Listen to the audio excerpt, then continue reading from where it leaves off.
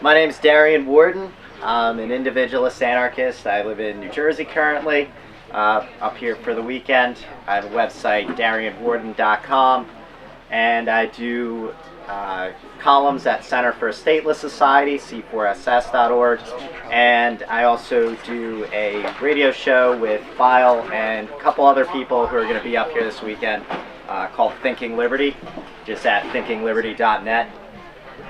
So, it started with an anarchist history presentation. I'm not calling it the anarchist history presentation because it, represents one person's viewpoint, specifically mine, on what to include in less than an hour of, lots and lots of history with lots and lots of threads going through it. So, the first thing I want to say is why study anarchist history? Any of you have any ideas? Super bored. Super bored? These are like good ideas. Alright, well, I guess I'll give my ideas then. I think when you study history, it contextualizes your action. It gives you a historical basis to kind of look in. That doesn't mean you have to pigeonhole yourself into a specific historical model, but it gives you kind of a basis to look at. And also, it's when you have a narrative, it can be a powerful thing. Nation states know this. There's always a national mythology. So having some sense of anarchist history, of heritage, of things to celebrate, it's kind of a unifying, almost empowering idea that could help you. So there's also, of course, lessons that can be applied based on the conditions of today. Remember, we are living in 2010, so when we try to apply something that happened in 1848, we have to look at how that can be done. What are the conditions of today that are different? Things like that. And I think it also gives us some more effective means of communication. If somebody asks, well, how would anarchists do this? You can say, well, here's something that anarchists have done. Here's other ideas. And if people challenge you about something that anarchists have done that they heard was bad, which, every movement has probably good and bad things that have happened, you at least have a knowledgeable way to explain it. It doesn't mean you have to say that everything that everybody who is an anarchist has done has been good, but you can at least explain where it's coming from and what the general idea on that action was. And finally, somebody is going to write the history of anarchism, and this doesn't mean that that anarchists have to write an official history, but it does mean that it's good to have a well-expressed counterpoint when someone gives a simplified version for cheap political points. And certainly anarchism has been an important current in modern history, so it's good to have some knowledge of that, and people who are interested in it will probably be good at shedding light on some of these things. So, as I said, the presentation's going to be a little limited. This is a broad subject, and what we include and don't include can easily skew perception. I've tried to present a roughly chronological narrative that takes asides to explain certain contexts and concepts. I'm trying to include a lot in here, just so you have a basis to pick up some threads to look after further knowledge. So, of course, this is being filmed, but this shouldn't be read as a grand pronouncement or finished work. This is a work in progress, and I definitely want to hear feedback from the audience and anybody watching this on YouTube who might comment later. So if you're looking for recommended reading, I can help you. I'm going to leave some time at the end for specific concerns or questions. If I've omitted an important thinker or concept that you don't think I should have, let me know. I'll take this into account.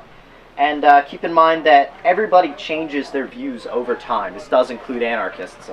So some of the thinkers I mentioned, they do change how they would apply anarchism, and some of them even become non-anarchists. And of course, most of them, didn't come out of the cradle bearing the black flag, so they might have some opinions that were not anarchist at some point in their life.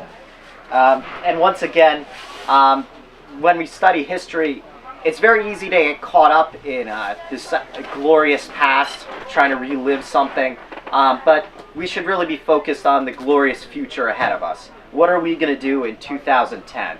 Like I said, it's not 1848, it's not 1871, it's not 1917. We have a lot of things that are unique about our circumstances today. So when we study history, it shouldn't be for imitation. It should be inspiration and just general knowledge.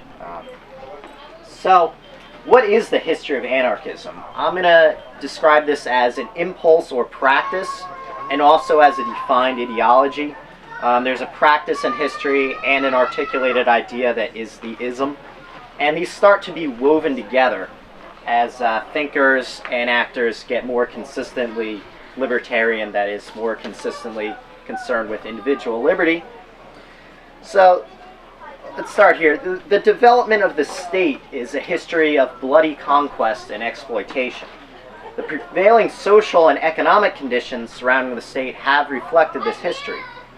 Anarchism could be seen as the negation of the power-mad killings and the suffering of past millennia.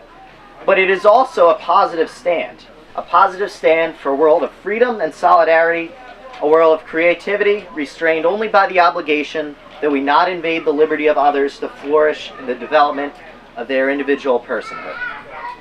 And before anarchism was an articulated and labeled philosophy, there have been strivings towards this idea. From 7400 to 5700 BCE, there was a settlement in modern-day Turkey called Çatalhöyük.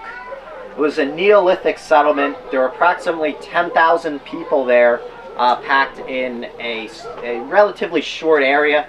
It could be seen as one of the first cities, but the archaeologists generally call it an overgrown village.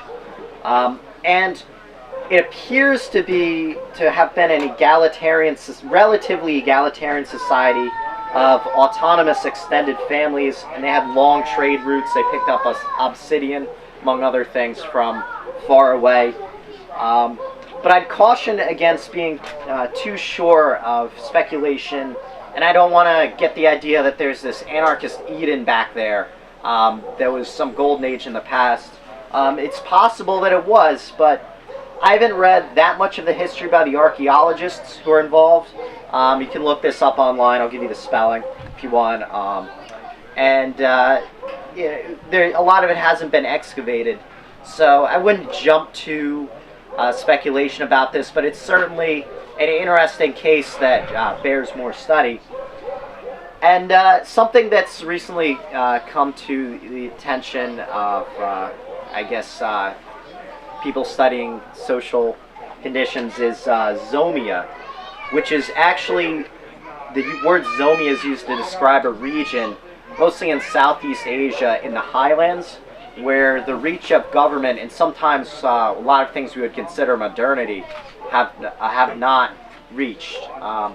So for about the past 2,000 years, a lot of people living in the highlands in Southeast Asia have resisted having a state rule over them.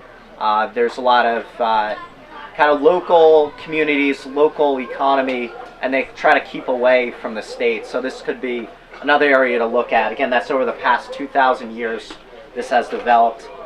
A lot of the peasant revolts in Europe could be seen as a striving towards anarchism. Your feudal landlords didn't become rich by trading goods that people wanted. They became rich by stealing. So people who were forced to work for them on the land, a lot of times they didn't like their condition. They rose up.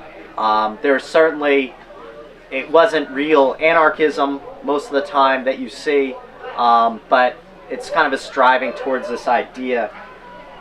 Then in Celtic Ireland, you have a lot of relatively non-hierarchical, non-formalized state in their type of system of governance. So that could be looked at as that. There are pirate utopias in the 17th and 18th centuries. A lot of times, the the development of the modern economy depended on this long-distance trade and real brutal conditions on ships. And people who escaped this became pirates. A lot of times they were no better than your average robber, but sometimes they would, they'd create their own societies where there weren't slaves. Every man tried to be a king, and they would plunder these ships that were favored by authority, and they would set up their own societies. So there's that, and then a lot of in America you have some stateless societies that are indigenous. A lot of the early settlers in Rhode Island and sometimes Pennsylvania could be seen as anarchic. And then, of course, there were the uprisings during the Revolutionary period of America. You have Shays' Rebellion, Whiskey Rebellion. Again, it wasn't really anarchism per se, but it was this idea that we don't need this centralized authority telling us what to do, that the government is there to help the powerful, screw us over more, and we don't like that. So, also in the French Revolution, there were, besides the whole statist history of who's coming into power and who's overturning power, there are also people kind of setting up autonomous communities, engaging in trade with each other and whatnot. And then, of course, self-managed workplaces where you don't have such a rigid hierarchy, and everybody has kind of more of an equal say. They've been around through a lot of history, and today they're celebrated a lot in South America. So as for the ideas, the Old Testament does warn against adopting a king. This could be seen more as substituting royal authority for a tribal authority, though. The Chinese philosopher Zhuangzi, I might be pronouncing him wrong, but during the 4th century BC, he wrote a text he's alleged to be the guy who wrote the text, Zhuangzi, and a lot of that talks about being independent, not being exploited by others, and there's that streak running through it. It's a Taoist text. And then also you have Zeno in ancient Greece. The anarchist philosopher Kropotkin said that he was the most consistent philosopher of anarchism. He talked about a society of sages, where there won't be laws by rulers.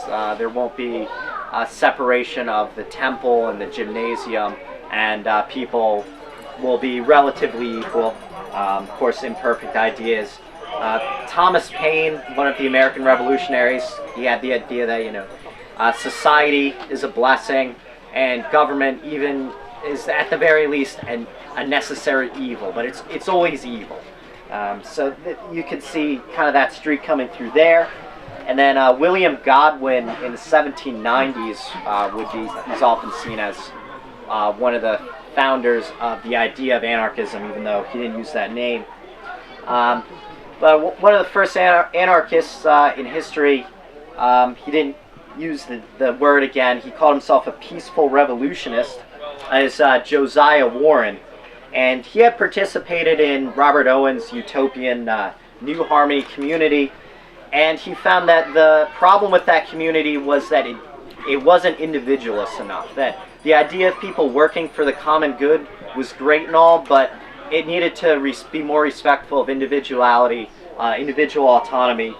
So that influenced him a lot, and he created a publication again called The Peaceful Revolutionist, and this is sometimes called the first anarchist publication.